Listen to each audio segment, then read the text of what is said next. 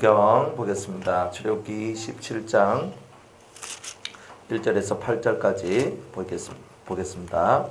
너는 조각목으로 장이 5규빗, 광이 5규빗의 단을 만들고 네모 반듯하게 하여 고는 3규빗으로 하고 그 네 모퉁이 위에 불을 만들 때 그 불이 그것에 연하게 하고 그 단을 놋으로 쌀찌며 재를 담는 통과 부삭과 대여와 고기 갈보리와 불 옮기는 그릇을 만들 때 단의 그릇을 다 놋으로 만들지며 단을 위하여 놋으로 그물을 만들고 그 위 네 모퉁이에 놋고리 넷을 만들고 그물은 단 사면 가장자리 아래 곧 단 절반에 오르게 할지며 또 그 단을 위하여 채를 만들 때 조각목으로 만들고 놋으로 쌀지며 단 양평 고리에 그 채를 꿰어 단을 매게 할지며 단은 널판으로 비게 만들 때 산에서 네게 보인 대로 그들이 만들지니라.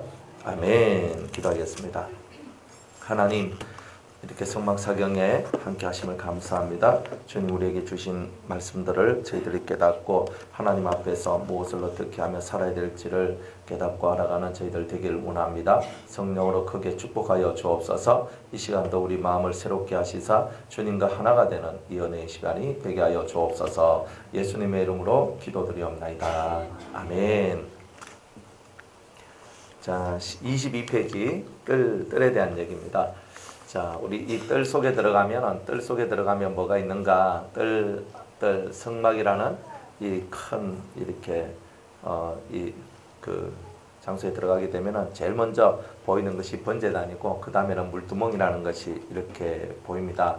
그러니까 성막에 대해서 우리가 계속 지금까지 하고 있는데 18페이지 이렇게 여러분들 보시면 거기 사진이 있죠, 그죠? 사진이 보면 이렇게 제일 그 왼쪽 아래쪽에 이렇게 보면 이렇게 문이 있는데 휘장으로 된 것이 있는데 요것을 통과해서 들어가면 번제단이 나오고 또 번제단 위에 보면 물두멍이 나오죠, 그죠? 네, 요런 이제 모양으로 옛날 우리 성소가 이렇게 되어 있다. 이제 이런 겁니다. 자, 이런 것 속에서 그 들어가자마자 제일 먼저 나오는 게 뭐냐면 번제단인데 이 번제단에 이제 얘기를 하고자 하는 거예요. 자, 우리 27장 우리 1절 말씀에 보면 번제단을 뭘로 만들어요? 조각목으로 만든다 그랬죠. 조각목은 아카시아 나무인데 아무짝에도 쓸모없는 그런 나무를 하나님께서 사용하셔서 이것을 자신을 섬기는 도구로 이렇게 사용한다는 거예요. 그러니까 이 아카시아 같이 쓸모없는 것도 하나님 손에 들어오면 다 쓸모있게 된다는 뜻이기도 하지만 우리같이 죄를 지은 인생들은 다 쓸모없는 인생이고, 여러분들 나무를 가지고 뭔가를 만들 때 뿌리를 잘라내고 그 둥치, 그죠? 그 이제 둥치를 갖고 이렇게 잘라내어 가지고 판자를 만들고 다 이렇게 하잖아요. 그러니까 얼마나 그것에는 생명이 없고 아무것도 없는 거예요. 그러니까 우리는 이미 잘라진 뿌리가 말라 삐뚤어진 생명도 없는 쓸모없는 그런 나무임에도 불구하고 주님께서 우리를 이렇게 사용하기를 원하신다. 항상 주님은 우리와 함께 뭔가를 하기를 원하신다는 거예요. 그러니까 여러분이 존재하고 있는 이유가 하나님 앞에 쓰임을 받기 위해서다. 하나님께서 여러분들을 사용하기를 원하신다. 항상 이거를 마음에 이렇게 품고 있는 게 좋습니다. 그래서 하나님께서 언제든지 어린 나귀 같은 정말 부족한 여러분이라 할지라도 주께서 쓰시고자 하시면 언제든지 내어 드릴 수 있는 그런 자세, 그게 사실 필요한 거예요. 자, 너는 조각목으로 장, 길이와 광, 넓이가 5규빗 되게 하라. 자, 이 번제단은 뭐 하는 곳이에요? 예? 번제단은 뭐 하는 곳이죠? 뭐 하는 곳인데, 그죠? 쉽게 말하면 이 번제단이 필요한 이유는 뭐냐? 회개를 위해서. 그래서 회개를 위해서 있는데, 이 번제단이 우리한테 필요한 이유는 딱 하나예요. 그냥 우리 죄의 사함을 받기 위해서 있는 거죠. 그죠? 죄사함. 그래서 주님께서 이 죄사함의 길을 우리한테 열어주시고, 죄사함 받을 수 있는 이것 때문에 우리한테 이제 이 번제단을 주신 거예요. 그래, 번제단을 만드는데, 길이와 넓이가 똑같아요. 이게 5규빗이고, 여기도 이제 5규빗이면 똑같습니다. 높이가 이렇게 나오는데, 이렇게 해서 높이가 요게 3규빗입니다. 이렇게 해놨어요. 이제 이렇게 해놓은데, 요렇게 5규빗, 3규빗. 제가 다 잘하는데 그림 못 그려요. 제가 다 잘하는데 글씨도 못 써요. 그래서 이렇게 해가지고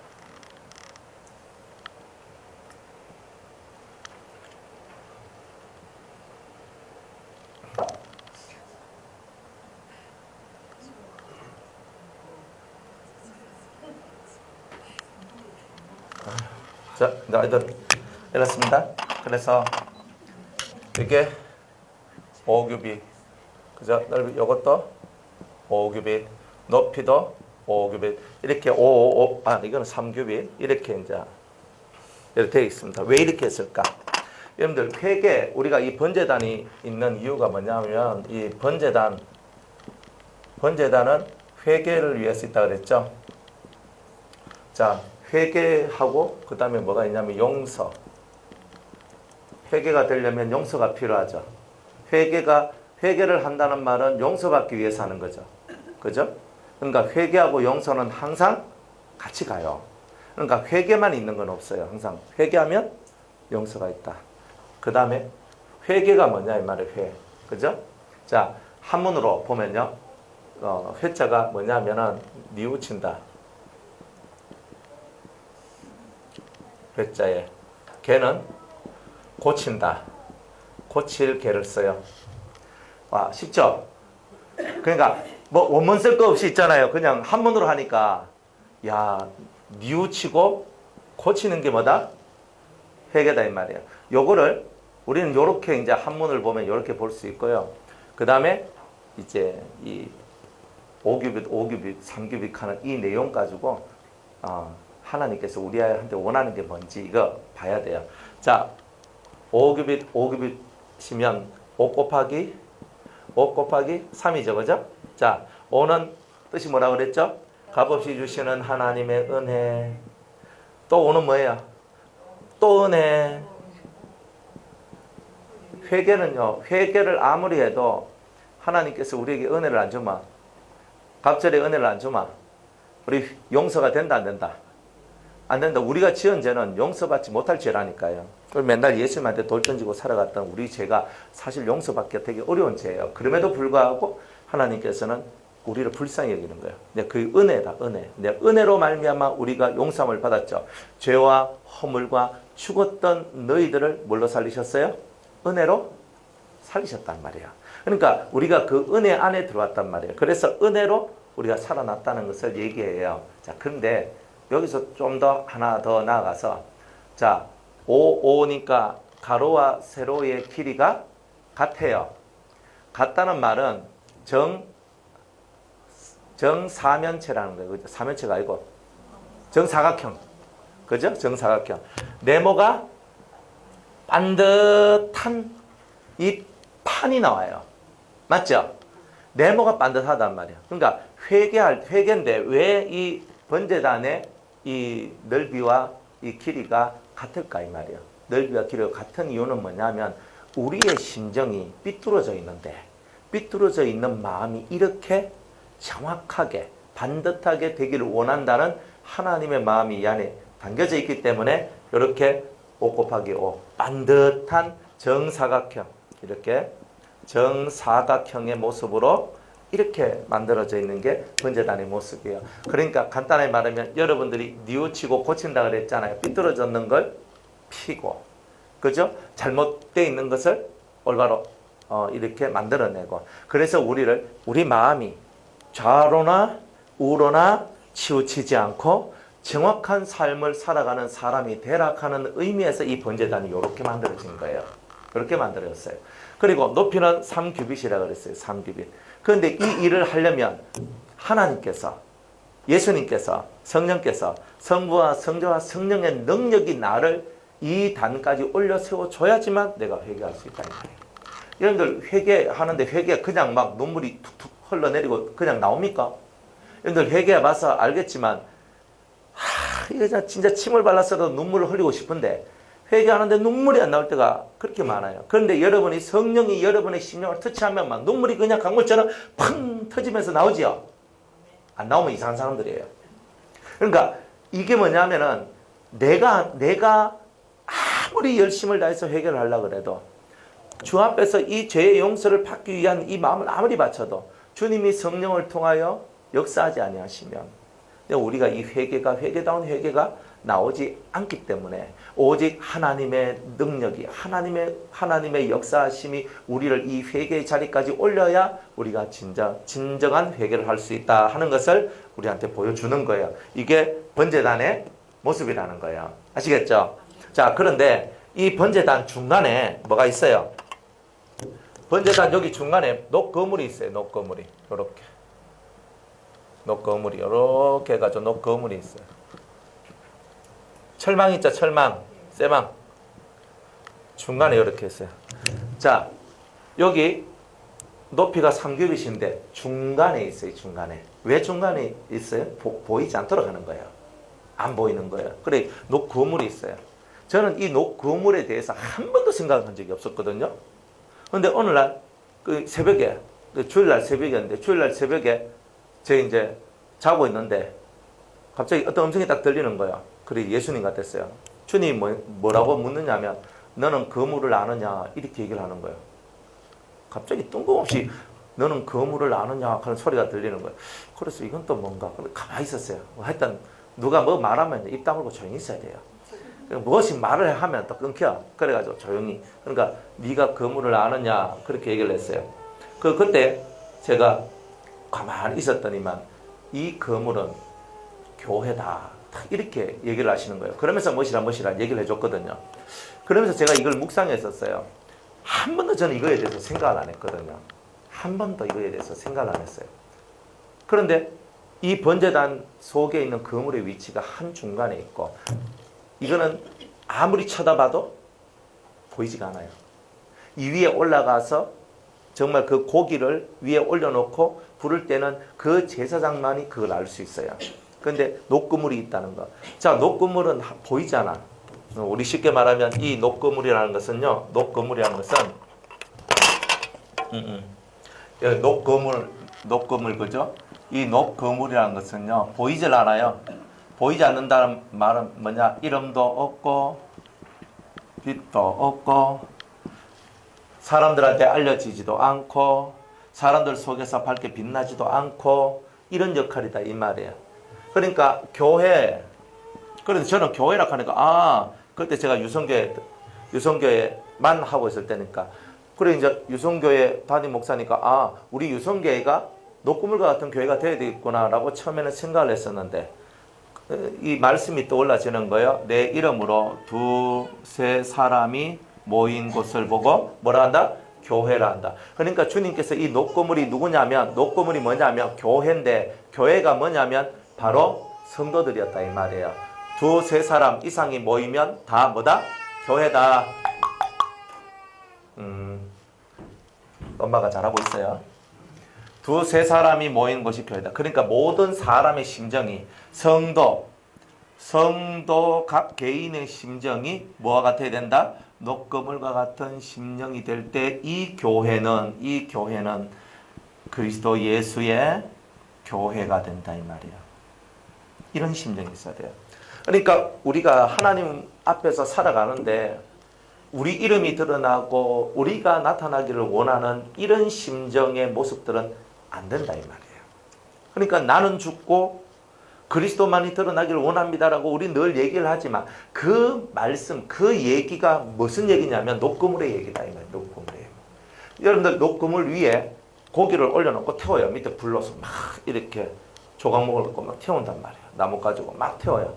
그러면 고기에서 기름이 뚝뚝뚝뚝뚝뚝뚝 떨어질 거 아니에요. 그럼 여러분들 고기 다 구워 먹고 난 다음에 그 녹금을 보면 어때요?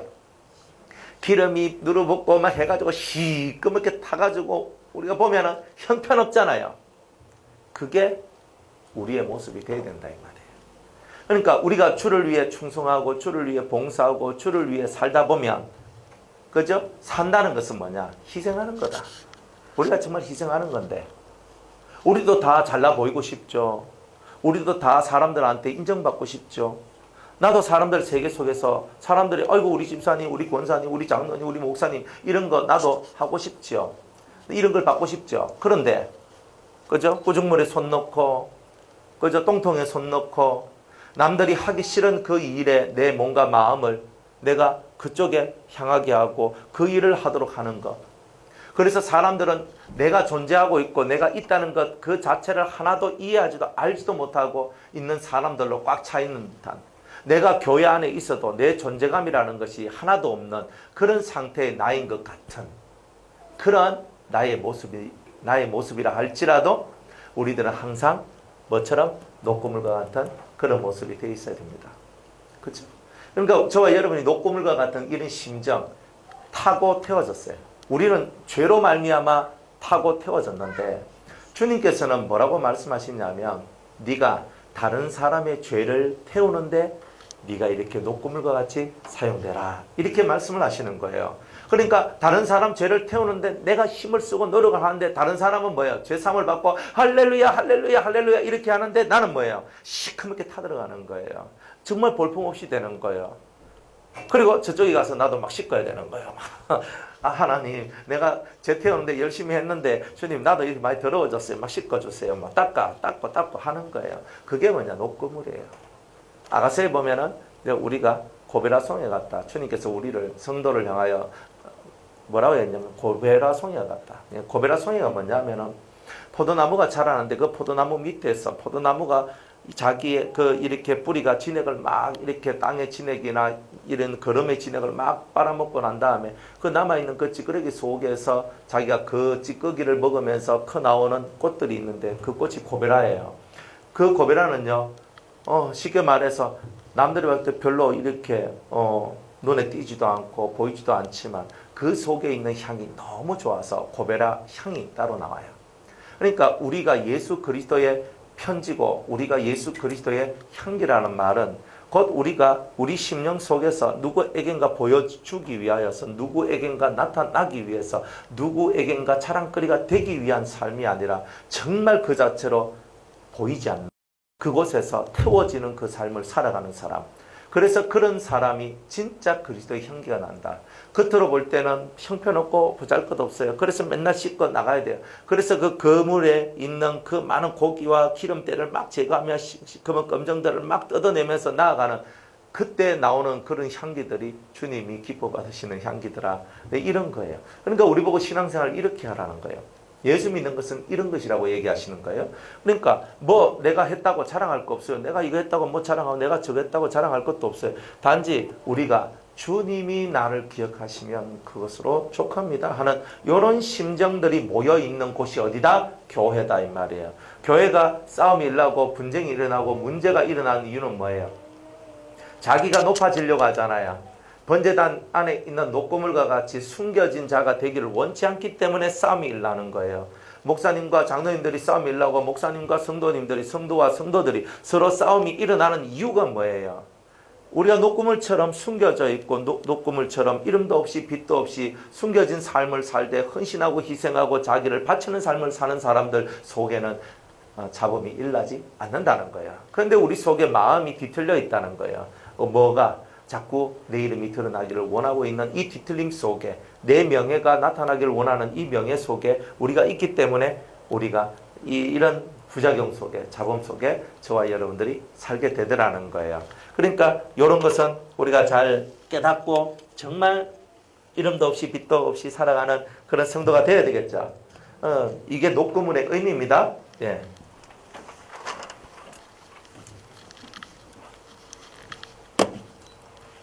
그래서 이런 녹고물의 역사까지 저와 여러분들이 이 번제단의 이야기가 바로 이런 거예요.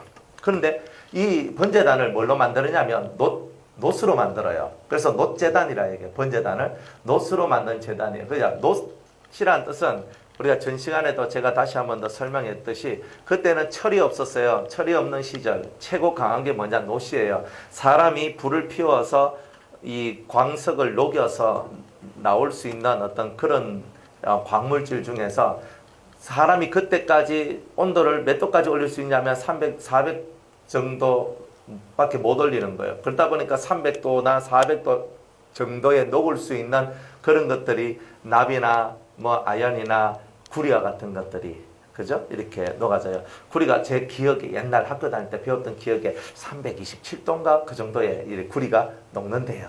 그러니까 녹으니까 300, 400 정도밖에 불을 올리지 못해요. 그리고 그 당시에는 그 정도 불이기 때문에 철이 녹아 나오지도 않아요. 불이 세져야 철도 녹거든요.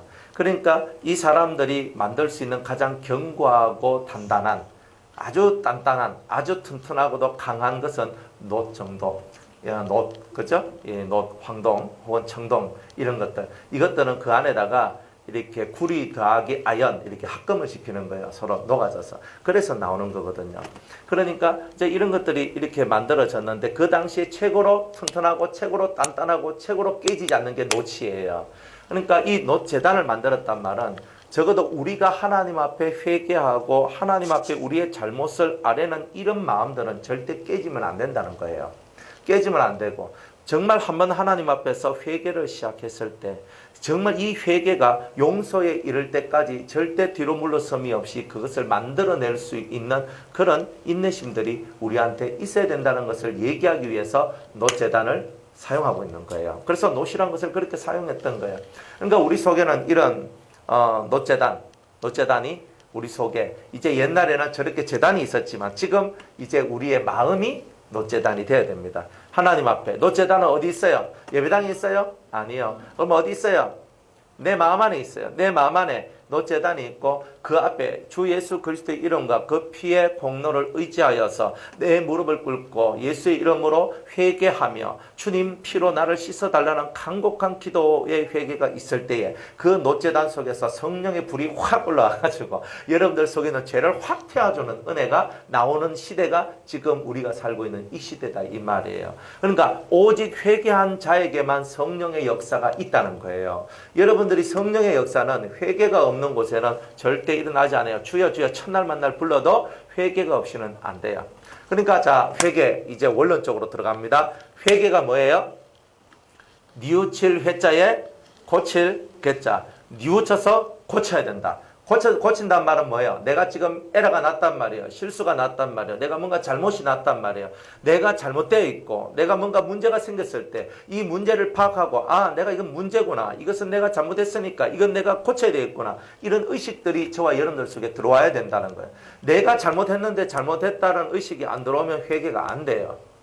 그러니까 하나님 앞에서 여러분들 죄에 대한 개념이 확고하게 내가 이건 내가 죄를 지었구나. 이건 내가 잘못했구나.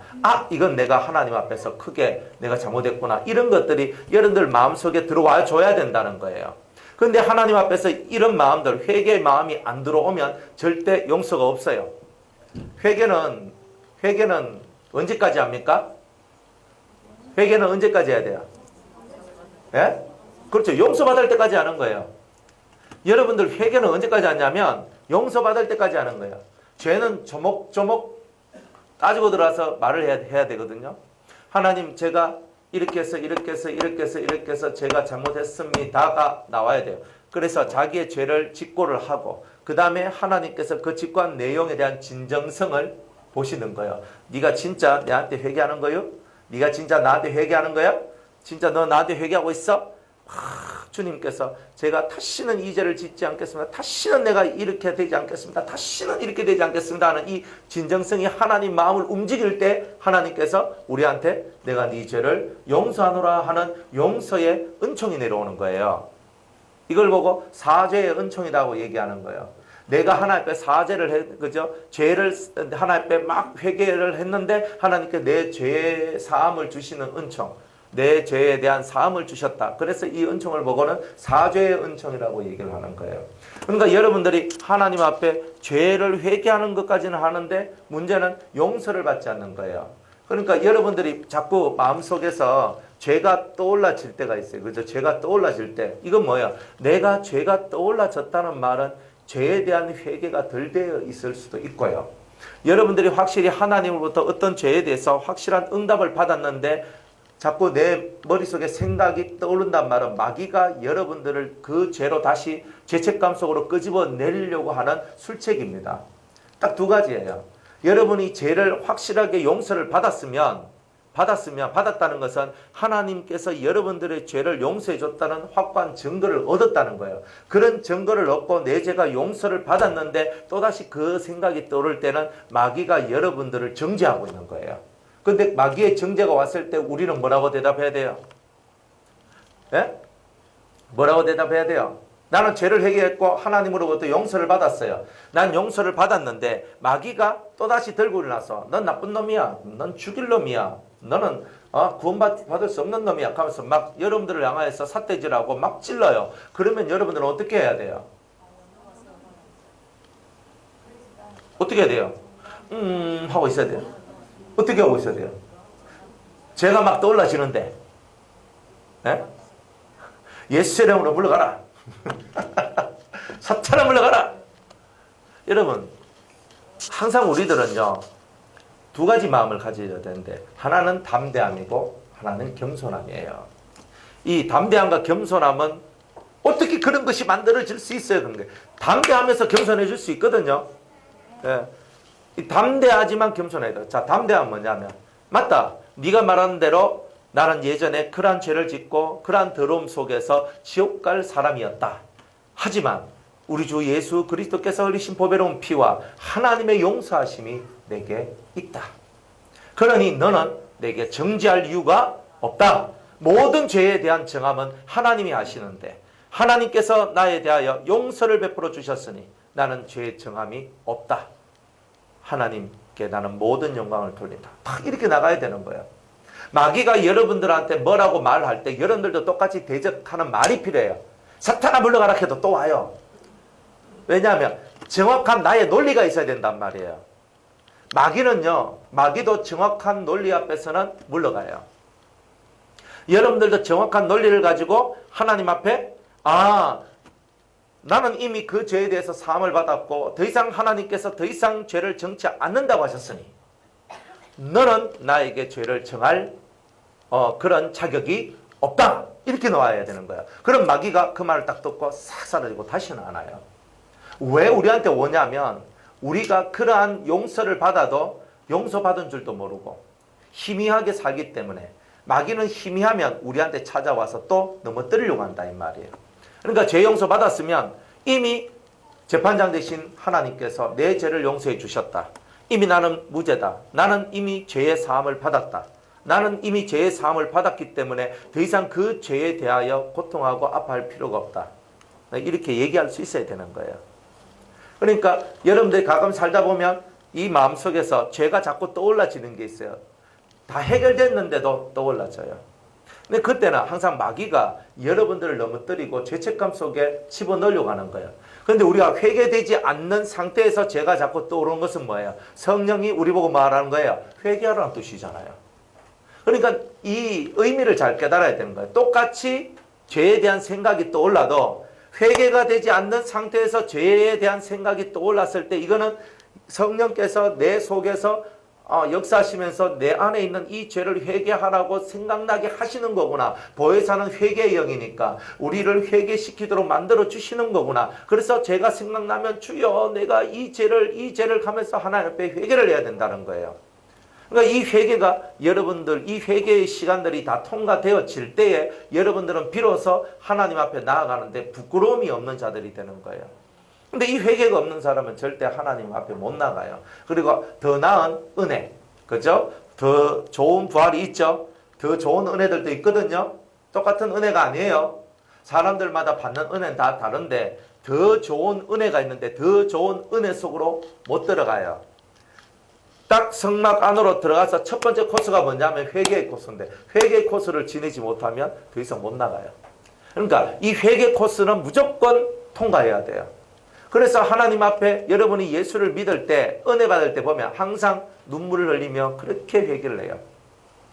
제 여동생이 처음에 이제 예수를 믿고 제가 이제 하는 집회에 왔어요. 그때 제가 27살이고 제 여동생이 25살 때인가? 제가 그때 전도사 때였거든요. 28살 때였나? 25살. 하여튼 그래요. 하여튼 27살 그때부터 제가 전도사를 했었거든요.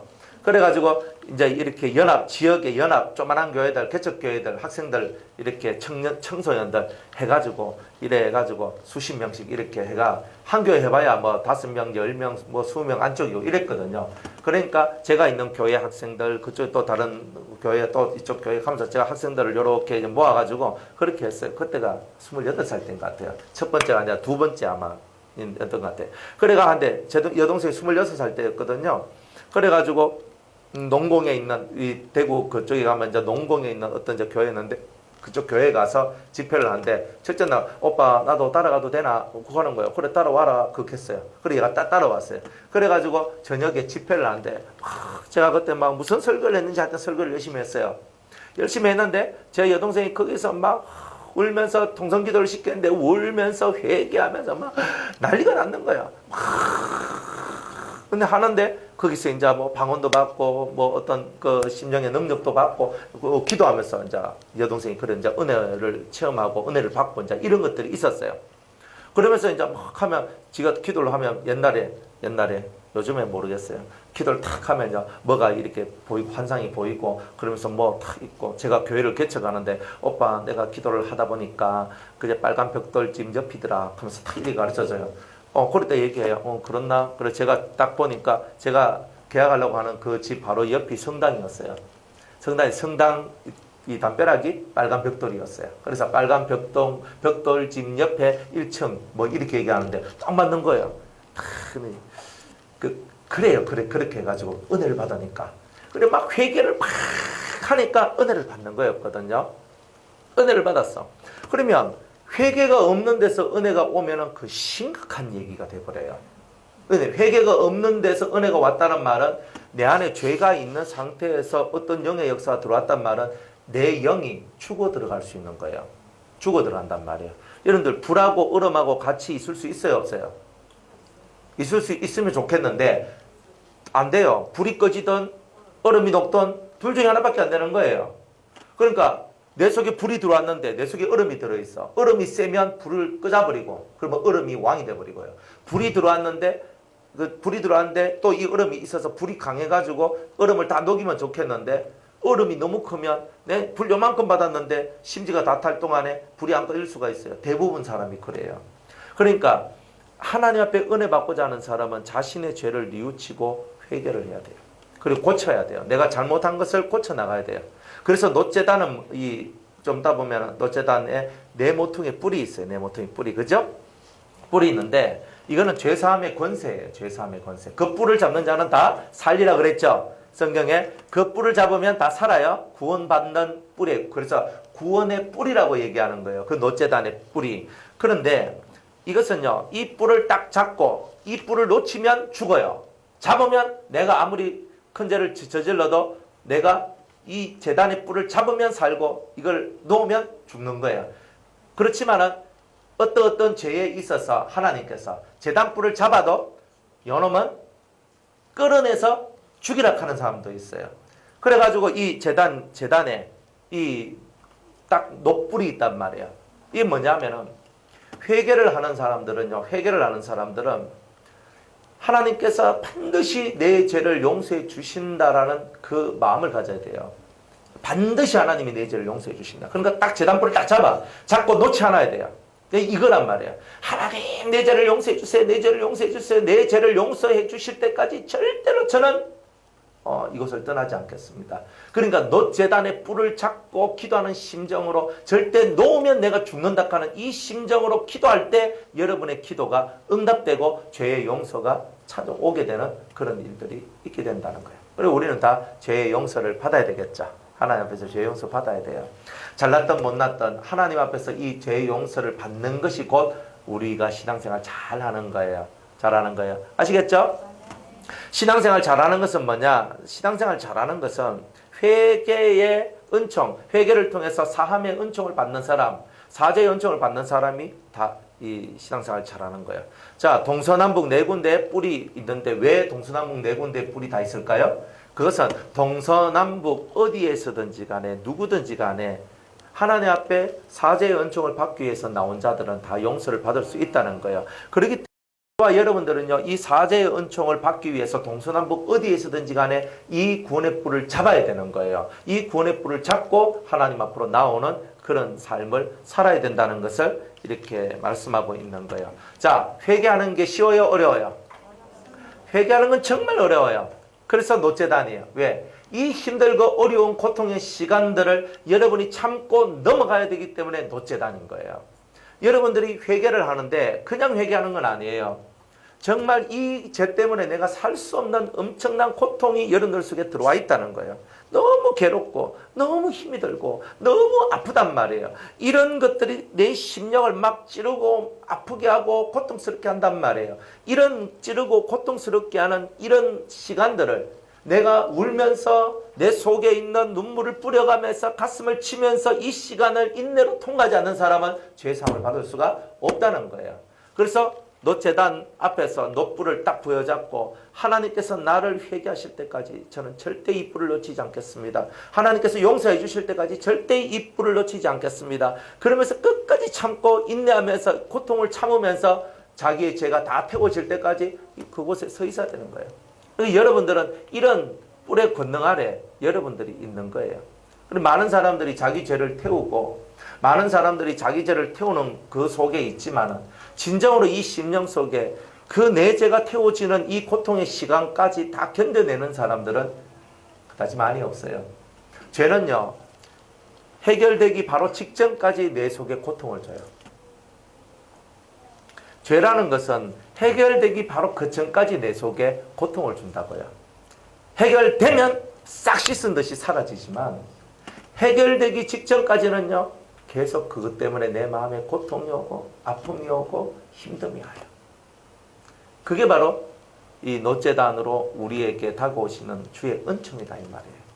네가 죄를 회개할 때는 고통도 따른다. 내가 죄를 지었으면 고통이 오거든요. 다 자기만 아는 고통이 있어요.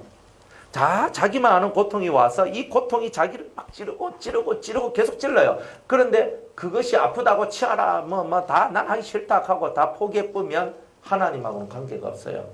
고통이 찾아왔어. 내가 죄를 짓고 죄에 대한 고통이 찾아왔을 때는 맞네. 내가 죄를 지었기 때문에 이 고통이 내게 찾아오는 것이 당연한 것이 아닌가.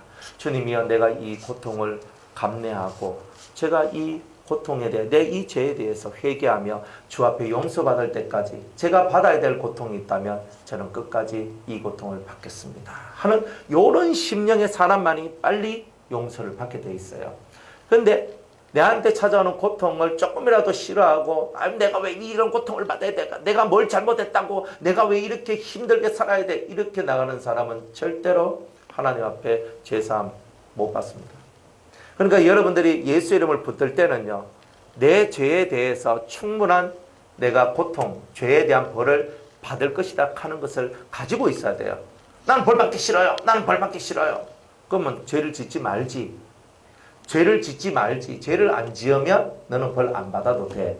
하지만 너는 범죄했고 죄를 지었기 때문에 너는 벌을 받을 수밖에 없어. 이게 성경의 논리란 말이에요. 따라합시다. 이에는 이, 눈에는 눈. 야, 이거 얼마나 무시무시한 말이에요? 내가 어떤 사람 팍 때려가지고 이빨이 한 개 팍 부러졌어. 그랬더니 주님께서 그 사람 데리고 와서, 야, 네가 거꾸로 그 사람 때려가지고 너 이빨 몇 개 나갔어? 저요, 이빨 2개 나갔는데요. 넌 때려서 4개 뿌라. 갑절로 하거든요. 팍! 그럼 이빨 4개.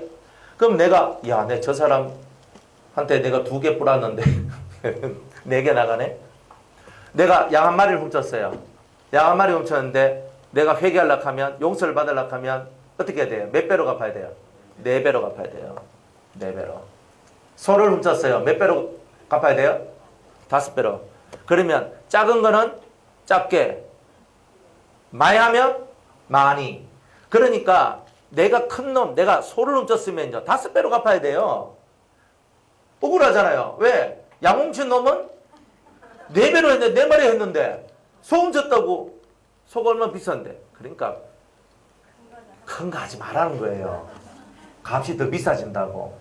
그러니까 하나님은요, 우리가 짠짠하게 양 한 마리 할 수도 있지, 그죠? 양 4마리 이거는요, 우리가 아이고 내 걸리면 4마리 무너지지 하고도 할 수 있는 내용이지만, 소는요 5마리 가면요 이게 벌써 단위가 틀려져요. 소 한 마리 얼마 하는데? 네? 7, 800 하잖아요. 내가 저 800 잡아서 5, 8이 40, 4천만 원 줘야 돼. 한 마리 다 먹지도 못했는데. 한 마리 내가 딱 훔쳐가지고 내가 700만 원짜리 내가 훔쳐서 팔 때는 700만 원 다 받을 수 있습니까? 내가 단 500만 원, 뭐 300만 원, 400만 원 값에 절반 값에 팔았어.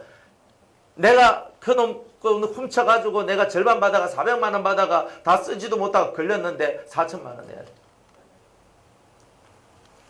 시급하는 거예요. 그러니까 죄에 대해서는요. 더 무거운 죄일수록 더 오래 간다는 뜻이에요. 더 오래 가고 작은 죄일수록 주님께서 빨리 해결할 수 있도록 말해 주는 거예요. 그러니까 죄가 작을 때는 빨리 해결하라는 거예요. 그런데 죄가 더 크고 더 질이 나쁠 때는요. 이게 갚아 들어가는 게 그렇게 만만하지 않는 게 있다는 것을 보여주는 대목들이에요. 그런 게. 그러니까 죄는 다 똑같지만 질이 똑같은 건 아니에요. 그래서 여러분들이 죄 질이라는 게 있어요. 법정에 가서 여러분들이 재판하는 걸 보면요. 죄의 질이 무거움으로 이러면 무조건 형량이 배로 뜁니다. 죄의 질이 별로 좋지 않다. 이 사람이 뉘우치는 기색이 없고 죄의 질이 무거움으로 그죠? 형법 몇 조 몇 항에 의거하여 징역 몇 년에 그죠? 뭐를 선고한다. 이렇게 나오거든요. 실형을 선고하거든. 그러니까 똑같은 죄지만 똑같은 죄라고 봐도 똑같은 죄가 아닌 게 많아요. 죄를 짓는데 계속 반복적으로 똑같은 죄를 계속 지었을 때는 우리나라는 옛날에 감호법이 있었는데 똑같은 죄를 계속 짓는 사람들은요. 청송 감호소에 보냈어요. 제가 거기에 교정위원이었거든요. 그래 교정위원으로 거기 가가지고 사람들한테 막 하고 했었는데 감호소는 뭐냐면 징역 5년에 감호 5년 하면요. 내가 원래 지은 죄값은 5년을 통해서 이미 사라졌어요. 그러면 죄값은 사라졌는데 감호법이 있는데 이 감호법이 뭐냐면 징역 5년에 감호 5년 그러면요. 죄 짓고 이거는 죄값을 치르는 게 아니라 이 인간은 사회에 나가봤자 사회 해악이 되기 때문에 사회로부터 격리시켜서 5년 동안 보호해놔야 되겠다. 명목은 보호인데 격리에 격리. 그러니까 5년 하면 몇 년이에요? 10년. 그러니까 징역으로는 5년밖에 안 사는데 감호로 해가서 또 5년 살아서 10년을 살게 되는 거예요. 이게 얼마나 이게 엄청난 얘기예요? 그러니까 우리가 계속 반복적으로 똑같은 죄를 계속 짓게 되면요. 이 법과 같이 징역 몇 년은 죄값은 치르고 나머지 격리 수용 나가는 그런 죄로 그런 죄까지 해가지고 갑절로 우리가 고통을 받게 되는 일들이 나온다는 거예요. 그리고 그냥 단순히 여러분들이 절도하는 죄 있죠. 뭐 이건 훔쳤어. 그럼 이거 절도 딱 하면요. 처음에 나올 때는 거의 다 6개월 이하, 뭐 작게 나와요. 3개월, 6개월 이렇게밖에 안 나오거든요. 2번 훔쳐서 들어가도 그렇게 나와요. 세 번째부터는요. 이 사람은 동일 정과 2범 이상이 된다. 이러면은 이 사람은 습관적으로 죄를 짓는 자 그래서 원래 6개월 받던 사람이 1년을 받게 되고요. 또 혹은 1년 반을 받게 돼요. 그 다음에 계속 습관적으로 하다 보면 1년 반 받는 사람이 3년을 받게 돼요. 여러분들 이 물건 하나 훔치는 거는요. 징역 3년 받아야 될 이유가 전혀 없는 거예요. 그냥 간단히 내 물건 훔쳤는데 물건 돌려주고 죄송합니다 하고 배상해주고 이렇게 하면 합의로도 끝날 수 있는 문제예요. 그런데 동일 정과가 3범 이상이 딱 떼버리면요. 과중처벌이 딱 나와가지고 배로 계속 이제부터 배로 나가요. 그러니까 이 법이 어디서 나왔겠어요? 다 성경에서 나온 거잖아요. 다 성경에서 나온 거예요. 그러니까 동일한 죄가 자꾸 만들어졌을 때 여러분들은 피눈물 나는 회개와 기도를 통해서 동일한 죄가 계속 반복되지 않도록 여러분들이 하나님 앞에 눈물로 가슴을 치고 기도하면서 이 죄에 대하여 빨리 사라지도록 이 죄의 역사가 내 삶 속에 사라지도록 여러분들은 기도하면서 그렇게 나아가셔야 된다는 거예요. 그렇게 하는 여러분들한테 하나님은 진짜 은혜를 허락하신다. 자, 내 죄가 그러면 제가 용서받았다는 것을 어떻게 알아요? 성경에는요. 내 죄를 낱낱이 쪼개가지고 기름을 태우고 고기를 불태우고 하면서 위에 다 태우잖아요. 태우는데 밑에서 불이 올라와요. 불러서 다 태워요. 그죠? 그러면 우리 죄가 다 태워졌다는 의미는 뭐냐면 성령의 불이 올라와서 내 속에 있는 죄를 다 태웠기 때문에 죄의 형체가 다 사라지는 그것이 있어요. 여러분들이 죄에 대한 사함을 받은 사람한테는 어떤 현상이 일어나냐 하면은 첫 번째는 성령의 역사가 대단히 강해져요. 강해져 가지고 마음속에 죄가 생각이 안 나요. 죄가 회개가 되거나 여러분이 기도할 때도 마찬가지예요. 어떤 문제를 두고 계속 기도하다가 보면 어느 순간인가 그 기도가 싹 사라져요. 그러니까 하나님께서 성령을 통해서 우리에게 말씀하시는 건데 이제 이 기도는 응답되었기 때문에 더 이상 할 필요가 없다. 이럴 때는요. 기도하다가 어느 순간부터 기도가 나오지 않아요. 이런 경우 경험해 보셨습니까? 이런 경우들이 있어요. 이건 뭐냐면 그 기도에 대해서 응답받았다라는 뜻이에요. 그래서 성령의 불이 역사하고 성령이 역사해서 내 마음이 평안을 얻거나 그리고 그 죄가 생각나지도 않거나 이런 경우가 나왔다면 여러분들은 죄사함 받았는 거예요. 또 정말 실제로 기도를 하는데 주님이 음성으로 혹은 말씀으로 그죠? 네 죄사함을 받았느니라 허물과 죄로 죽었던 네가 다시 살리심을 얻었느니라 하는 이런 응답을 받았다면 여러분은 죄사함을 받은 거예요. 꿈을 꾸는데 목욕탕에 들어가서 막 씻어요. 그죠? 막 씻어서 깨끗하게 해가지고 내가 목욕탕에서 나오는 꿈을 꿔요. 그러면 씻는 꿈 혹은 화장실에서 똥을 팍 그냥 음부지기로 그냥 팍 싸고 그냥 속에 있는 걸 확 내보내는 이런 꿈 이런 것들은 다 여러분들 죄에 대한 회개가 되었다는 것을 가르쳐 주는 거예요. 뭐 더 어떤 것이 있는지는 모르겠지만 어쨌든 간에 대충 이렇게 마음의 평안함이 온다. 죄가 생각나지 않는다. 성령이 강하게 역사를 한다. 그리고 또 뭐 꿈을 꾼다. 환상을 본다. 뭐 여러 가지 이런 종류의 것들이 있다 이 말이에요. 그리고 설교 말씀을 딱 듣는데 갑자기 그 말씀이 클로즈업 딱 되면서 내한테로 확 들어오는 거예요. 들어오면서 갑자기 내 속에 무거운 짐 같은 게 딱 들려 있었는데 이게 퉁 하면서 떨어지는 이런 경험들도 있어요. 그러니까 여러분들이 죄사함을 받을 때는 이런 확고한 경험들이 있어야 됩니다. 없으면 어떻게 돼요? 여러분 스스로가 내가 죄사함 받았는지 안 받았는지 모른단 말이에요. 그러니까 죄사함을 위해서 하나님 앞에 회개할 때는 확실하게 응답이 내려올 때까지 그 죄 하나를 두고 온 시간을 보내면서 회개에 대한 응답을 받을 때까지 해야 된다 이 말이에요. 회개의 응답을 받을 때까지 회개하지 않는 사람은 내가 회개받았는지 안 받았는지 알 수가 없어서 마귀한테 계속적인 전략적으로 마귀들이 전략적으로 공격하는 공격 대상이 될 수 있다 이 말이에요. 그러면 여러분이 피곤한 거예요.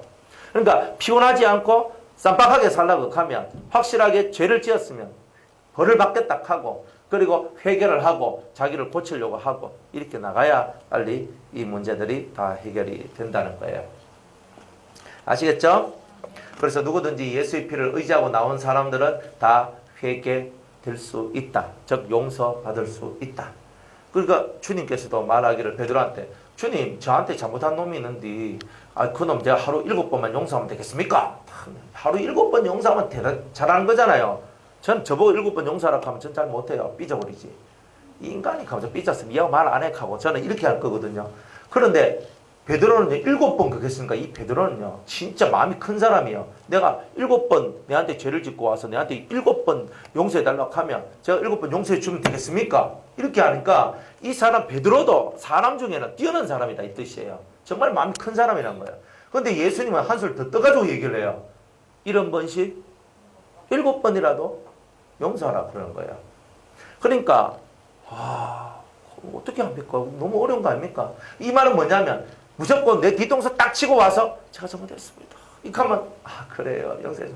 가다가 내 발을 탁 걷었는데 내가 쾅 하면서 넘어졌는데 가다 죄송합니다. 내가 또 이번에 또 발을 걷었는데 죄송합니다. 하면 또 용서해 주고 자기한테 와서 어떤 사람이 내가 잘못했습니다라고 용서를 구할 때는 우리는 이유를 달지 말고 용서해 주라고 하는 게 성경의 가르침이에요.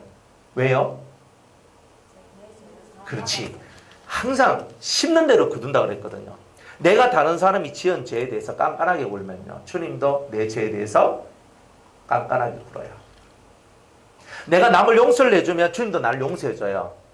내가 화끈하게 탁 하면서 용서를 해주니까 주님도 화끈하게 빨리 탁 하면서 용서해주는데 우리가 용서를 못 받는 이유는 뭐예요? 나는 하나님, 주님, 내 죄를 용서해 주세요. 막 기도하는데 남이 내한테 와가지고 집사님 내 지금 미안해요. 내가 그때 잘못했어요. 그러니까 어떻게 그렇게 해가지고 그렇게 할 수가 있으면 이렇게 하면 이렇게 할 수 있으면 막 이렇게 나오잖아요. 그럼 주님이 그걸 다 보고 계셔요. 그러다가 내가 주님 앞에 가서 주님 내가 용서해 주세요. 잘못했어요. 하면 주님이 그죠? 말도 안 해요. 왜 말 안 하냐면 네가 그때 김 집사한테 했는 거 내가 다 봤거든. 니한테 잘못했다고 용서 빈데 니 어떻게 했어? 문전박대하고, 너 막 소리 지르면서, 난 다시는 당신 같은 사람 안 만날 거라 그러고, 너 그랬지? 나도 너 안 만날 거야. 이렇게 나와요. 겁나죠? 겁먹은 표시가 하나도 없네. 이거 겁나야 될 문제예요. 이건 되게 겁날 문제인데. 그러니까 내가 다른 사람을 용서를 안 해줬을 때 일어나는 현상은 처참해요. 그러니까 성경은요, 무조건 네가 다른 사람의 죄를 용서해주면 나도 너의 죄를 용서해준다. 쌈박하게 용서해주면 나도 쌈박하게 너를 용서해줄 거고, 더티하게 굴면 나도 너한테 더티하게 군다. 그러니까 너는 죄에 대한 용서를 빌러오는 사람한테는 이유도 묻지 말고 따지지도 말고 네 심정으로 진심으로 용서를 해줘라. 이게 바로 주의 가르침입니다. 근데 용서를 안 하면요, 용서를 안 하면 그 사람, 용서 안 하는 그 사람 심령이 골마 터집니다. 맞겠죠? 왜? 죄. 나쁜 놈 새끼, 나쁜 놈 새끼, 나쁜 놈 새끼, 나쁜 놈 새끼. 이렇게 하고 있는데 속이 좋아집니까? 속이 사이다같이 시원해져요? 아니요. 그 사람은요, 자기 속이 더 골마 터지고 더 아파요. 그러니까 용서할 때는요, 화끈하게 해줘야 돼요. 용서할 때는 재지도 말고 가지도 말고, 그래요, 내가 주 예수 그리스도 이름으로 제가 당신을 용서합니다. 탁 해줘야 돼요. 여러분들이 그런 삶을 잘 살아나갈 때 여러분 죄가 빨리 해결되는 거예요. 저도 뭐 옛날에 당신보다 더 큰 죄 많이 지었습니다. 당신은 세 발의 피입니다. 저는 아무것도 아닙니다. 당신은 아무것도 아닙니다. 저는 더 많은 죄를 지었는데도 주님이 용서해 주셨는데 당신이 저한테 하는 건 아무것도 아닙니다. 정말 딱 이렇게 말해줄 수 있는 사람이 돼야 돼요. 그러면 진짜 그 사람 심령 속에는 이 놋재단이 있는 거예요. 놋재단이 있는 사람이에요. 그러니까 이 놋재단의 의미는요, 내가 속죄받는 곳이기도 하지만 다른 사람에게 속죄를 해주는 곳이기도 한 거죠. 이해가죠? 그러니까 여러분이 내가 용서받는 곳이기도 하지만 다른 사람을 용서해 주는 곳이기도 한 거예요. 그러니까 내가 다른 사람 용서를 잘해주면 이 번제단에서 내 죄가 빨리 용서받겠구나. 네, 이런 심령을 갖고 여러분이 회개를 하면 놋재단의 은총은 100% 여러분들한테 오게 될 것입니다. 할렐루야. 자, 근데 이 놋재단은요, 고리가 있고 옆에 놋재단이 이렇게 있으면 옆에 고리가 2개가 있고 거기에다가 놋으로 된 채를 딱 조각목으로 채 2개를 만들어서 옆으로 끼워서, 그죠? 이 레위인 4명이 옆에 하나씩 이렇게 해가지고 들고 다닐 수 있도록 하는 거예요. 그러니까 이게 놋이 무겁잖아요. 이 무거운 놋을 4명이서 들고 다니는 거예요. 여러분들 2.5m, 5규빗이면 2.5m, 2.5m, 여기서부터 시작해서 1m, 2m 이 정도 되는 크기거든요. 저쪽 이렇게 크잖아요. 높이가 3m. 그러면 이걸 들고 갈 때 얼마나 무겁겠어요. 그런데 이거는 이렇게 해야 된다고 하시는 거예요. 자, 그런데 고리가 있어요. 그리고 채를 끼워요. 이 말은 이동식이죠. 옛날엔 광야의 삶을 살았기 때문에 맨날 돌아다니잖아요. 그러니까 이동식 번제단이다 이 말이에요. 이동식 번제단. 오늘날 우리들도 마찬가지예요. 이 번제단은 항상 이동된다는 거예요. 여러분이 예배당에서도 회개할 수 있고 여러분들 집에서도 회사에서도 놀다가도 길 가다가도 버스 안에서도 택시 안에서도 지하철 안에서도 언제든지 회개할 수 있다는 뜻이에요. 그래서 이동체가 있는 거예요. 그러니까 예수 이름을 붙들고 내가 지하철 안에서 기도하는데 갑자기 내 속에 죄가 막 생각나요. 죄는 생각날 때 막바로 해야 되는 거예요. 죄는 생각날 때 하는 거죠. 생각나고 나중에 하지 하면은 이게 지나가 버려요. 그러면 회개가 안 돼요, 잘. 그러니까 생각이 딱 날 때, 거기가 내가 운동하고 있다 갑자기 생각나면 운동 치우고 그 자리에 탁 무릎 꿇고, 물론 이 동네 한복판에 무릎 꿇은 건 아니고 옆으로 좀 빠져나와서 있잖아요. 이제 남이 안 보는데 가서 좀 무릎 꿇고 그렇다고 막 사람들 막 있는데 막 울고 불고 난리치긴 그런데 그래 확 하면서 안 하냐. 갑자기 그 죄가 생각나는데 주님이 회개하는 줄 알고 주님 용서해 주시오, 용서해 주시오 확 하는 거예요. 이제 그런 마음으로 사는 사람은 빨리 회개가 되고 빨리 죄로부터 벗어날 수 있어요. 죄가 생각나면 빨리 그 자리에서 적시로 회개를 하라는 거예요. 그래서 주님으로부터 적시로 응답을 받는 사람이 되라는 거예요. 이제 그래서 이동식 번제단은 언제 어디서든 예수의 이름을 부르는 곳은 다 회개할 장소가 될 수 있다는 거예요. 내가 나이트클럽에 갔어. 내가 나이트클럽 가서 막 춤추고 있는데 갑자기 번제단 말씀이 생각이 딱 나는 거예요. 그래, 내가 갑자기 딱 띵 한 거예요. 야, 막 놀고 있다가 갑자기 띵 하면서 딱 됐어요. 그럼 어떻게 해야 돼요? 거기서 절대 생각이 안 나요. 야, 막 생각났으면 어떻게 해야 돼요? 그렇죠. 그렇죠. 거기서 뛰쳐나와서 어디로 가야 돼요? 예배당으로 와야지. 예배당 화장실로 가는 거야. 예배당으로 와야지. 예배당으로 와야지, 빨리. 그죠? 그러니까 여러분들이 장소가 얼마나 중요하냐면요. 어차피 나이트클럽 화장실에 나이트클럽 가는 놈들이 그거 다 들어오는 거예요. 그러니까 그 술 먹고 막 하는 사람들 오는, 그러니까 나이트클럽 막 춤추고 막 놀다가 갑자기 주님이 뭔가 팍 줬으면 그때 춤추다가도 다 때려치우고 막 택시 타고 교회로 와서 아버지 내가 있어야 될 때 못 있게 됨을 용서해 주시옵소서. 왜? 지금 장소적으로 문제예요. 이거는 장소적으로 어둠의 장소에 내가 있는데 어둠의 장소에 앉아서 내가 거기서 회개할 수는 없는 거예요. 내가 빠져나와서 거기 그럴 때는 빠져나와서 회개하고 기도하는 거다 이 말이에요. 아시겠죠? 이제 부정한 것을 만지지도 말고 맛보지도 말고 나쁜 것들 속에서는 안 돼요. 거기서 내가 하다가 딱 생각나면 얼른 택시 타고 얼른 차 몰고 얼른 하나님 전에 와서 하나님 제가 이 두 다리를 끊어 주시옵소서. 이 오른쪽 다리가 범죄하거든 이 다리를 잘라버려 하셨는데 주님이여 하면서 이 다리를 잘라주십시오. 저 같은 놈은 살짝도 없습니다. 맨날 나이트클럽 가고 막 야 미쳤지 내가 왕을 살지 모르겠습니다 하고 막 회개하고 기도하다 보면 주님이 불을 막 부어주시는 거예요. 그리고 진짜 성령 불 받고 나이트클럽 끊어지고 술 끊어지고 담배 끊어지고 친구 끊어지고 막 역사가 일어나는 거야. 그때부터 이 속이 새로운 마음이 생겨가 막 성경책 들고 막 교회 가고 막 이런 게 막 나오는 거예요. 오늘 밤에도 이러한 역사가 있기를 축복합니다. 그러니까 이런 게 막 성경 들고 막 신나. 와, 옛날에는 술병 들고 막 돌아다니는데 이제는 막 성경 들고 돌아다녀. 진짜 이렇게 막 된다면 이게 얼마나 은혜인지 몰라요. 그러니까 막 이렇게 더 들고 다니는데 그죠? 그래 이제 성경도 들고 막 주와가 지킬 가는 거 좋아가지고 막 예배당에 와서 막 성경 읽고 기도하는데 눈물이 툭툭 떨어지면서 너무 행복하고 너무 좋은 거예요. 내가 왜 이런 맛을 몰랐나? 내가 왜 이렇게 못 살았나? 어이구 이 돌대가리야 하면서 성경 읽으면서 눈물 흘리면서 예수의 동그라미만 딱 나오면 눈물이 뚝 떨어지고 십자가에 시옷이 딱 나오면 주님이 툭 하면서 눈물이 툭 떨어지면서 와 이카로 내가 미쳤나? 이 하면서 성경 읽고 나가는 게 이게 바로 노제단의 은혜가 있는 사람들이 이렇게 되는 거다 이 말이에요. 해봤습니까? 안 해봤으면 오늘부터 시작이다. 노래방을 안 가. 노래방 안 가봐도 다 합니다.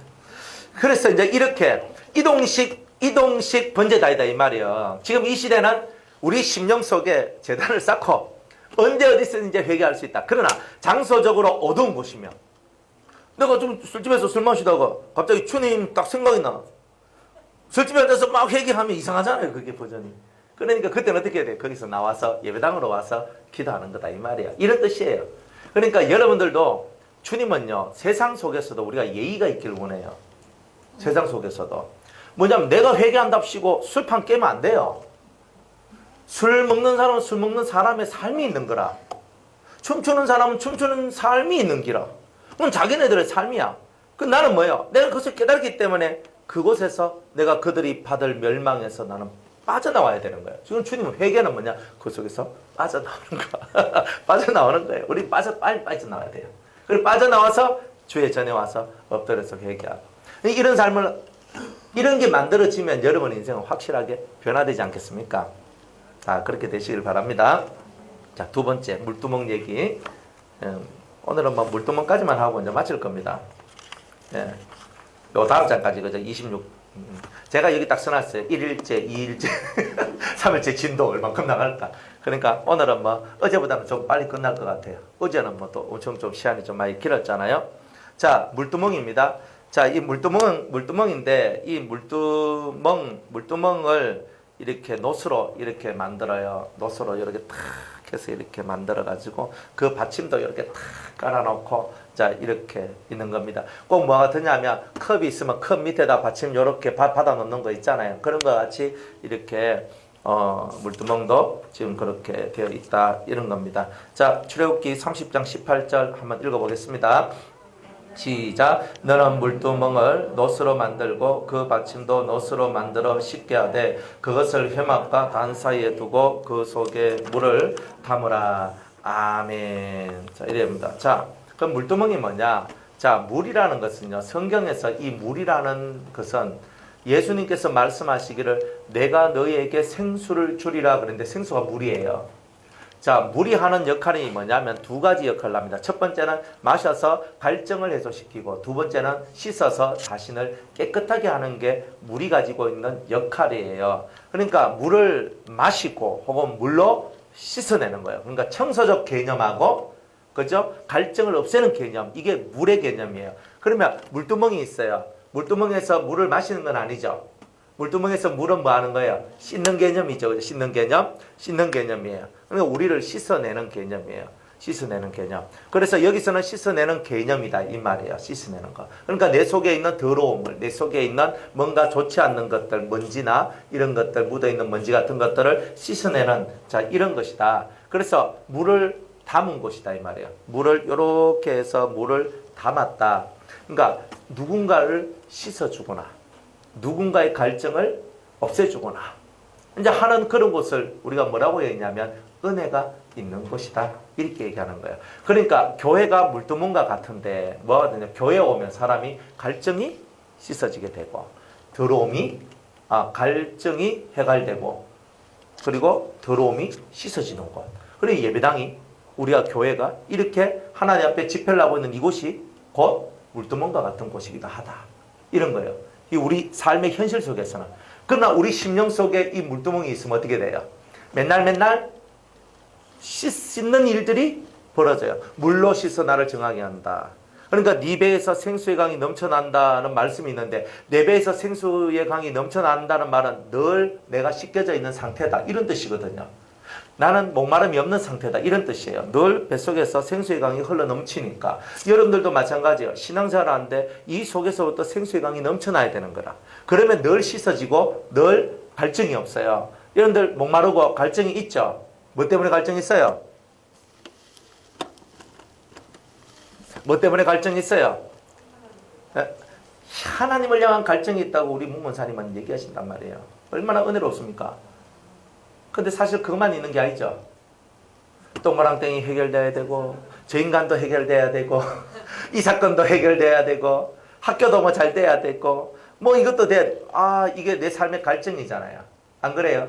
그러니까 주님은 네 갈증이 영혼에 대한 갈증이냐 아니면 네 인생살이에 대한 갈증이냐 뭐냐 이거예요. 주님이 우리에게 주시는 이 생수는 뭐에 대한 갈증을 풀어줘요? 영혼에 대한 갈증을 풀어주는 거예요. 사마리아 여인한테 예수님이 찾아오셔가지고 영혼의 갈증을 풀어주죠. 처음에는 뭐야? 오늘도 내가 이게 물 뜨러 가야 되네. 난 12시 엄청 뜨거운 그때. 왜? 그때는 물 뜨러 한 놈도 안 오거든. 그러니까 그때 조용히 숨어 그 야곱의 우물가로 갔다 이 말이에요. 그곳에 가가지고 또 그곳에 가면 뜰박도 잘 없어. 뜰박이 없으면 또 공치고 오는 거예요. 그러니까 이 여자는 불쌍한 게라 사실은. 세상 뭐 의지할 것도 없고 그런데 자기의 인생이 좀 부끄럽고 뭐 이러니까 남 앞에 나설 수도 없고 이런 아주 그냥 우리가 봤을 때는 형편없는 인생을 살아가는 여자였어요. 그래가지고 우물가에 와보니까 예수님이 딱 계시는데 예수님 말하기를 나한테 물 좀 주시오 이렇게 얘기를 합니다. 그러니까 이 여자가 가면 딱 쳐다보니 당신은 유대인인데 왜 사마리아인 나한테 물을 달라고 그러십니까? 예수님이 대뜸하는 말이 난 니한테 물 달라고 하면 안 되나? 이렇게 하면 얘기가 안 되거든요. 좀 달라고 하면 주면 되지. 그것도 역시 말이 많네. 이렇게 안 나가잖아요 예수님이. 우리 같으면요 퉁명스럽고 이러면요 왜 나한테 물 달라고 그러세요? 하면요 막 기분 싹 잡쳐가지고 하는데 하면서 이 여자 이거 하고 있는 거예요. 예수님은요 그게 참 위대한 거예요. 우리같이 쏘가지가 좁지 않아요. 그래가지고 하니까 네가 하나님의 선물과 물을 달라는 이가 누구인 줄 알았다면 내한테 진짜 생수를 구했을 것인데 다 이렇게 얘기하는 거예요. 그렇게 딱 말하니까 이 여자가 내가 주는 물을 마시면 너는 목마르지 않을 것인데 다 이렇게 얘기하니까 이 여자가 갑자기 띵한 거예요. 나는 맨날 목말라가지고 이렇게 물 들어오는데 이 물을 마시면 목마르지 않는다고. 그럼 그걸 빨리 주이소. 이야기가 화제가 지금 역전돼 버리는 거예요. 빨리 주이소 이렇게 하는 거예요. 빨리. 그래가지고 아니 물 좀 주이소. 그러면 나한테 그 물 주세요. 라면서 이제 이야기가 이제 막 시작되잖아요. 그러면서 네 남편 불러오라 딱 하거든요. 그러니까 이 여자가 최고 약점이 뭐냐? 남편 불러오라 하는 데가 약점이야. 딱 약점이거든요. 고개 깔고 얘기합니다. 100%예요. 쳐들고 얘기는 안 해요. 그때 딱 깔고 얘기하기를 저 남편 없습니다. 딱 이래 얘기합니다. 그래 얘기를 딱 하니까 예수님께서 맞다 이렇게 얘기하는 거예요. 또 이거 무슨 얘기가 뭐 이런 얘기들이 나와요. 예수님이 하신 말씀, 네가 예전에 5명의 남자가 있었는데 그 남자들 있었고 지금도 네가 남자 1명 있는데 그건 네 남자 아니다. 네 남편 아니지. 이렇게 얘기하니까 이 여자가요 깜짝 놀라가지고 자기가 그것 때문에 동네 사람 피해서 물 들어오고 그것 때문에 쪽팔려가 사는 것도 힘들고 그런데 그거를 정확하게 딱 꼬집어가지고 5명 플러스 1명 6명까지 따라면서 보는 거예요. 이야, 그러니까 이 야곱이 딱 보고 뭐라고 얘기하냐면 당신은 선지자같이 보입니다. 이렇게 나오는 거예요. 화제가 바꿔지죠. 선지자처럼 보입니다. 그러니까 이 여자가 속에 신앙적 갈망이 이제 올라오기 시작한 거예요. 왜? 이 사람이 그냥 지나가는 과거에 지나가는 나그네처럼 보일 때는 이런 생각조차 안 났는데 이제 이분이 하는 말을 딱 들어보니까 뭐예요? 선지자 같은 기라. 그러니까 선지자니까 이제 묻는 말이 달라지는 거예요. 달라져요. 뭐라고 묻느냐면 우리 조상들은 이 사마리아 산에서 예배 드리러 가던데 저 유대인들은 예루살렘에서 드리러 가고 어디서 해야 됩니까? 자, 자기가 생활 꼬라지는 형편없고 삶은 무너지고 정말 형편없는 인생사 속에서 고통은 당하고 있어도 이 사람, 이 영혼 속에 뭐가 들어있어요? 하나님에 대한 갈망이 있는 거예요. 바로 요거란 말이에요. 주님은 이 여인을 왜 찾았느냐? 삶은 다 무너져 있어. 지금 쳐다봐도 아무리 쳐다봐도 이 여자는 진짜 다른 모든 동네 사람이 쳐다봐도 진짜 멋 같은 여자다 이 말이에요. 그런데 예수님 볼 때는요. 이 여자 속에 그 속에 한낱 신락 같은 희망이 있는데 하나님에 대한 예배에 대한 뭔가 갈증이 있었다 이 말이에요. 그러니까 물었다 이 말이에요. 물으니까 예수님께서 너는 이 산에서도 말고 저 산에서도 말고 하나님께 예배 드리는 자는 다 신령과 진정으로 예배를 드려야 된다. 네가 사마리아 산에서 첫날 만날 드려봐도 유대인들 같이 저 예루살렘에 가서 첫날 만날 드려봐도 소용없다는 거예요. 신령과 진정으로 예배를 드려야 됩니다. 막 이런 말을 하니까 이 여인 속에서 갑자기 불이 확 올라오는 거예요. 맞다. 영혼이 생수를 만났거든. 나는 여기인가 저인가 맨날 갈등하면서 여도 안 가고 저도 안 갔는데 이제 해결이 났어. 왜? 사마리아 산에 갈락하니까 사마리아인들한테 쪽팔리고 내가 유대까지 갈락하니까 유대인이 날 안 받아주고 나는 사마리아도 못 가고 유대인이 있는 이 예루살렘도 못 가는 정말 그래서 이래도 저래도 할 수 없는 그런 상황에 빠져 있는데 예수님이 주시는 대답은 사마리아 산도 쪽팔리게 안 가도 되고 내가 예루살렘에 내가 갈 수도 없는 예루살렘에 안 가도 되고 내가 있는 그 자리에서 신령과 진정으로 진실한 마음으로 하나님 앞에 기도하고 나아가는 것이 진정한 예배라고 가르쳐주고 있단 말이에요. 혹시 오실 메시아가 뭐 오신다 그랬는데 혹시 가고 있는데 예수님께서 말합니다. 내가 바로 그 사람이다. 이래 얘기합니다. 물동이 이고 왔다가 막 던지고 가는 거예요. 지금 육체가 목마른 게 중요한 게 아니잖아요. 자기 영혼의 갈증이 해갈됐잖아요. 자기 심령 속의 영혼의 문제가 해갈이 딱 되니까 물동이가 무슨 이 육체의 물 이건 아무것도 아닌 거예요. 던지 뿌린 거예요. 그거 없으면 사실 내가 진짜 목마르거든요. 근데 생수가 올라온 사람은 목마르지가 않아요. 희한해요. 그래서 이걸 물동이를 탁 던지고 막 사람한테 쫓아갑니다. 동네 사람들 하니까 저 낮에 저 와이카노 막 사람들 모이는 거예요. 내가 메시아를 만났다. 내가 메시아를 만났다. 우리의 구원자를 만났다. 뭐라 카노 하면서 그 누군데? 저 우물가에 어떤 분이 있는데 내가 남편이 6개 있다는 것도 알았어. 이게 보통 사람이 아니야. 그러면서 자기 얘기를 막 하니까 진짜가? 이야 그건 진짜가? 그러면서 그분을 사마리아 지역에 모시게 돼요. 자기 마을로 모셔서 그분 예수님의 설교를 듣고 그 마을 사람들이 다 구원받게 되는 역사가 일어났다는 전설적인 얘기가 있지 않습니까? 생수가 뭐가 생수예요? 저기 있는 저 정수기 속에서 나오는 저 물이 생수가 아니라니까. 저 생수가 아니고 이 속에서 올라오는 이 생수가 올라와야 여러분의 인생이 물동이도 집어 던지고 뭐가 더 옳고 뭐가 더 중요한지를 깨닫는단 말이에요. 근데 내가 이 물동이 하나 던질 수 없는 나는 뭐예요? 아직은 생수의 맛이 덜 들어왔기 때문에 그런 거예요. 그러니까 이 물두멍은요 이런 생수의 역사가 일어나는 것이에요. 그리고 사람을 씻어주는 거예요. 예배를 드리면서 여러분이 씻어지고 여러분의 갈등이 사라지고 그러면서 여러분들 심령 속에 신령과 진정이 뭐지가 나온단 말이에요. 신령이 먹고 진정이 먹고 이건 뭐지? 알고 싶은 거예요. 그러니까 조용히 이제 와서 목사님 신령이 뭡니까? 신령해야 된단 말입니까? 신령의 뜻이 뭡니까? 신령이라는 뜻은 성령이 충만한 상태, 성령이 역사하는 너의 모습이다. 예배 드릴 때 성령이 역사한다는 걸 어떻게 알아요? 예배 드릴 때 성령이 역사한다는 걸 어떻게 해요? 내 머릿속에 뭔가 번쩍 이런 거 막 나요? 갑자기 깨달음이 펑 그럼 올라와요? 마음속에서 맞다 내가 저렇게 해야 되겠지 맞다 그럼 이런 것들이 속에서 올라와요? 그리고 갑자기 속에서 불이 확 올라와서 온몸이 확 뜨거워지면서 막 이런 거 경험해 보셨어요? 안 해봤으면 오늘 하시기 바랍니다. 내일 하면 안 돼요.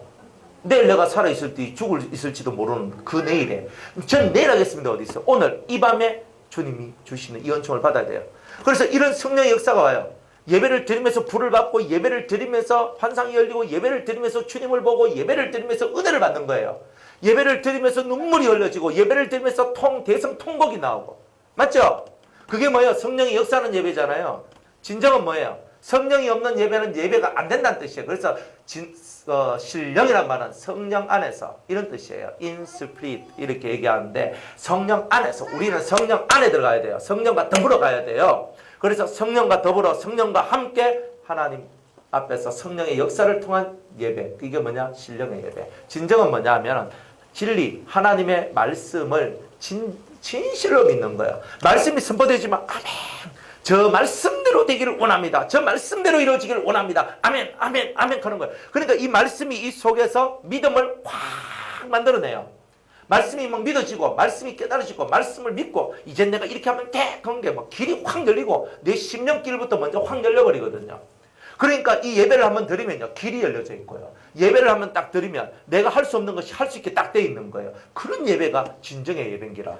그러니까 이런 예배에 대한 갈망이 있으니까 나는 신적인 역사와 믿음의 역사, 그러니까 성령과 말씀에 대한 갈급함이 속에서 확 올라오는 거예요. 확 올라와. 그러니까 물두멍에서 내가 열심히 씻고만 하는데 씻는 게 다가 아니네. 이제 이래 나오는 거야. 씻는 게 다가 아니네. 내 안에 성령과 말씀을 채워 넣어야 되네. 그러니까 나는 어디로 가야 돼요? 성소로 들어가는 거예요. 그래서 성소로 들어갈 이 믿음의 의지가 생겨나는 거예요. 야, 신의 역사를 내가 맛봐야 된다. 여러분들 하나님 한번 만나봐요. 여러분들 하나님 한번 만나면, 예수님 한번 만나면, 성령을 한번 받으면 여러분 인생이 화끈하게 바뀌거든요. 그런데 화끈하게 바뀌긴 바뀌는데 말씀의 역사가 없으면 완전하게 바뀌는 건 없어요. 그러니까 완전하게 바뀌려면 말씀이 들어와 줘야 되거든요. 그러니까 이 사람이 신령하고도 신비스러운 그 세계와 그리고 말씀의 깊은 도의 세계가 내 속에서 역사되어져야 된다 막 이렇게 하니까 이 심령 속에서 나는 더 나은 성령의 역사와 더 나은 말씀의 역사의 세계로 난 들어가기를 원한다. 난 어떻게 해야 되노? 물두멍에서 그 길을 찾았는 거예요. 어디로 가야 되노? 성소로 가야 된다. 성소는 누가 들어가요? 제사장으로 들어가요. 아무나 들어가요? 니나 내나 아무나 들어가요? 그죠? 아무나 못 들어가요. 아무나 못 들어간다고요. 오직 하나님께서 택하신 자가 들어가는 거예요. 그러니까 택함 받았다는 뜻이 뭐예요? 하나님의 성령을 받으면 어디까지가 들어간다? 성소로 들어갈 수 있는 자격이 온다. 그러니까 여러분은 성령 받기를 소망해야 된다 이 말입니다. 하나님 저에게 성령을 주옵소서. 하나님 신의 역사가 저를 떠나지 않기를 원합니다. 이 속에서 하나님 이 밤에 성령을 부어주시옵소서. 그래서 성령이 탁 내려오면 성소로 들어갈 자격이 탁 나오는 거예요. 예수의 피를 들고는 어디까지 가느냐 하면 번제단 앞 물두멍까지만 가요. 근데 예수의 피를 가지고 있는 사람이 성령의 역사가 들어와야지만 성소로 들어가요.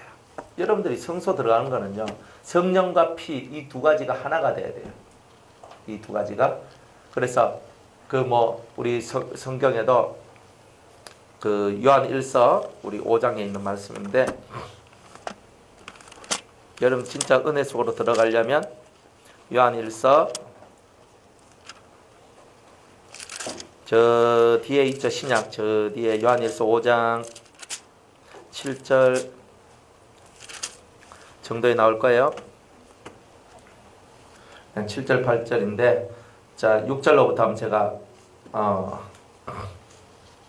4절로부터 한번 읽어볼게요. 대저 하나님께로서 난 자마다 세상을 이기나니라. 세상을 이김은 이것이니 우리의 믿음이니라. 예수께서 하나님의 아들이심을 믿는 자가 아니면 세상을 이기는 자가 누구뇨? 이는 물과 피로 임하신 자니 곧 예수 그리스도시라. 물로만 아니요 물과 피로 임하셨고 증거하는 이는 성령이시니 성령은 진리니라. 증거하는 이가 셋이니 성령과 물과 피라. 또한 이 셋이 합하여 하나니라. 그러니까 여러분이 진짜 은혜 속에 들어가려면요, 성령과 물과 피가 하나가 돼야 돼요. 자, 여러분 물두멍의 물, 예수의 피, 한 개 모자랬죠. 뭐가? 성령. 이게 모자래잖아요. 이 성령까지 들어와야 돼요. 들어와야 어디로 들어가? 성소로 들어가는 거다 이 말이에요. 그러니까 증거는 항상 이 세 가지가 하는데 우리가 증거가 세 가지가 다 안 될 때가 있단 말이에요. 물로 내가 물두멍의 물로 날 씻었어. 그리고 예수의 피로 또 날 또 씻었어. 다 돼요. 번제단은 예수의 피, 물두멍에서는 물, 그 다음에 성소로 들어가려고 하니까 뭐까지 들어와야 된다? 성령까지. 이 세 가지가 들어와야 신비 속으로 내가 들어가고 깊은 은혜의 세계에 들어와요. 예수 믿는 맛은요, 성소에 들어가서야 신비 속에 들어가는 거예요. 이 성소에 들어가지 않는 사람은요, 신앙이 깊이가 없어. 신앙이 깊음이 없다고요. 근데 얼마나 안 좋은지 몰라요. 신앙생활 하는데 그냥 예배당 왔다리 갔다리 하고 끝나는 거예요. 예배당 왔다리 갔다리 하는 게 뭐 그리 중요해? 진짜 살아계신 하나님을 만나야 될 거 아니에요. 진짜 예수를 만나야 될 거 아니에요. 진정한 진리를 만나야 길이 화끈하게 열릴 거 아니에요. 그건 어디 있느냐? 뜰에 있는 게 아니고 성소에 들어가야 있는 거예요. 그래서 레위기나 이 신명기의 말씀들을 보면은 성소를 공경하라고 얘기해요. 두 가지 얘기하거든. 성소를 공경하고 안식일을 공경하라고 딱 얘기한단 말이에요. 거기다 하나 더 하면 네 부모를 공경하라까지 나와. 그러니까 성경은 항상 이 성소를 공경하라. 성소에 대한 소망이 여러분들 속에 있어야 된다는 거예요. 거기 들어가야 진짜 예수 믿는 맛이 나온다는 거예요. 예수 믿는 게 재미가 없는 사람은 왜 재미가 없냐면 성소에 들어가지 않아서 재미가 없어요. 나는 너무 싫어요. 나 좀 매너리즘에 걸렸는가 봐요. 저는 너무 신앙생활 하는 게 무료하고 재미도 없고. 왜 그러냐? 성소에 안 들어가서 간다니까. 성소에 안 들어갔기 때문에 성소 안에 있는 그 신비로움, 그 하나님의 영의 역사와 말씀의 역사가 없으니까 재미가 한 개도 없는 기라. 안 그래요? 주님이 내게 말씀하시기를 하나, 주님이 나와 함께 동행하시기를 하나, 아무것도 없어. 주님은 내 발의 등이요 내 길의 빛이니다. 그게 등대거든요. 등대. 등불이 나한테 비춰야지. 내 발의 빛이요 내 발의 등이요 무엇이 되고 환하게 밝아지고 좋지. 내한테 등대가 없는데 뭐가 돼요? 일곱 성령의 역사, 보혜사와 일곱 성령의 역사가 있어야 내 길이 이 빛이 화끈하게 비춰가지고 길이 열리는 건데, 그런 성령의 역사가 없으니까 열리는 게 하나도 없잖아요. 내 발에 등이 없고 내 길에 빛도 없으니까 캄캄하게 살다가 죽는다 이 말이에요. 성소의 은혜가 없는 사람은 다 이렇게 살다가 죽는다 이 말이에요. 여러분들은 성소의 은총이 있어야 되겠죠. 그래서 물과 피와 성령, 이 세 가지가 정확하게 여러분들 삶 속에 역사되어질 때에 이러한 일들이 일어나게 될 것이다. 성소에 들어갈 수 있는 은총이 나오게 된다는 거예요. 그래서 이거를 중요하게 생각하셔야 돼요. 사람들이 예수 믿는데 예수 믿는 재미가 하나도 없는 사람들은 왜 없느냐? 성소에 안 들어가서. 그러니까 여러분의 기도 제목이 뭐냐? 나는 성소에 들어가서 하나님 맛 좀 볼랍니다. 딱 이렇게 나와야 되는 거예요. 하나님 맛을 봐야 돼요. 우리가 하물며 우리 마트 가가지고 시식코너 가가 맛보며 사는데, 여러분들이 예수 믿는데 예수 믿는 맛도 못 보고 그냥 왔다리 갔다리 하면 그거 별로잖아요. 안 그래요? 근데 실제로 오늘 이런 집회들은 뭐냐면은 맛배기 집회라. 맛을 한번 딱 보여주고 그 다음에 그 맛을 다 기억하고 하나님 앞에 주님 이 맛이 사라지려고 하는데 다시. 그래서 그 성령의 역사 속에서 맛이 탁 돌아서 이 맛이야 이거야 내가 그때 처음 했던 이 맛인데 이제는 내가 옛날에 요거 한 개 좀 주잖아요. 진짜 좀 주더라고. 이거 먹고 살아가는데 됩니까? 성이 안 차. 요거 받았는데 그래 가서 한 통 탁 사가지고 그냥 탁 마시면 얼마나 좋습니까? 안 그래요? 지나가다가 뭐 굽어가지고 막 팔잖아요. 고기도. 고기 그런데 줄 많이 서 있어요. 사람들 그거 굽어가지고 줄 많이 서 있는데 가가지고 요만한 통에다가 조금씩 넣어가지고 탁 주잖아요. 근데 그거 먹고 막 이제 간에 슬쩍 기름이 묻혀 딱 내려가는 느낌인데 그거 뭐 됩니까? 딱 먹고 맛있네. 그러면 속에서 뭐가 올라요? 사자. 그러니까 여러분들이 사자가 나와야 되는 거라. 그래 여러분들이 말씀을 듣고 여러분이 은혜를 받으면서 사자 이거는 내가 받아야 되겠다. 이 우물가에 여인이 물통 갖다 버리고 들어가가지고 난 메시아 만났다고 증거한 것처럼 나도 한번 그런 일이 있으면 좋겠다. 나도 한번 그래 됐으면 좋겠다. 주님이요 나는 언제 주실랍니까? 오늘 이 밤에 주시옵소서 하면서 기도하는 그 사람한테 은혜가 오는 거예요.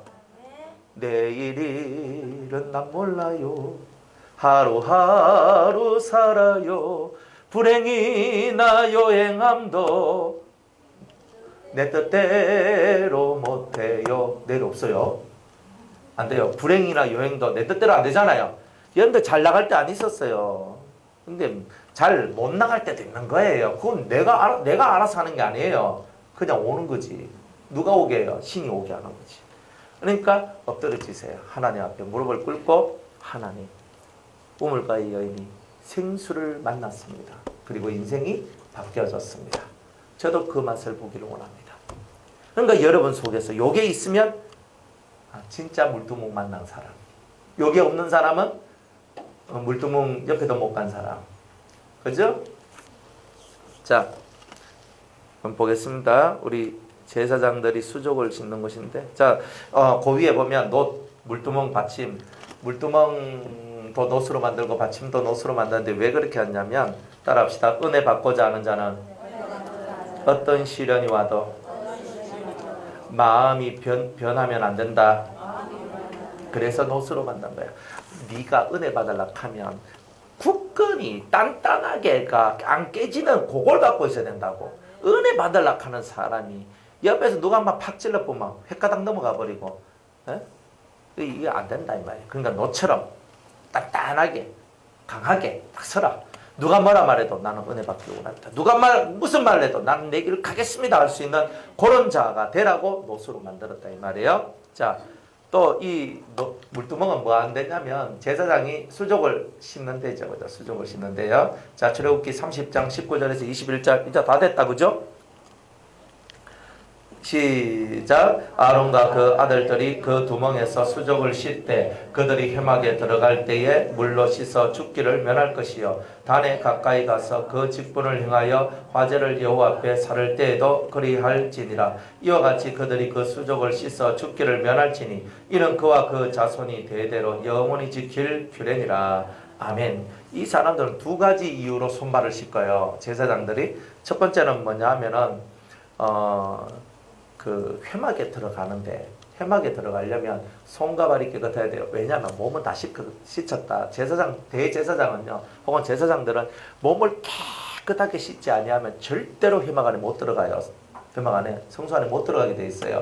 그러니까 이 사람들이 깨끗하지 않는 상태에서 회막 안에 들어가면 지성 속에 안 들어가도 죽어요. 이 사람들은. 그리고 그만큼 거기는 거룩한 곳이기 때문에 자기를 깨끗하게 만드는 게 이 제사장은 1번의 과제예요. 그러니까 그래서 몸은 깨끗하게 씻었는데 제사를 지내다 보니까 손이나 발이 움직이다 보면 만지다 보면 손발이 더러워질 수 있잖아요. 그걸 깨끗하게 씻는 거예요.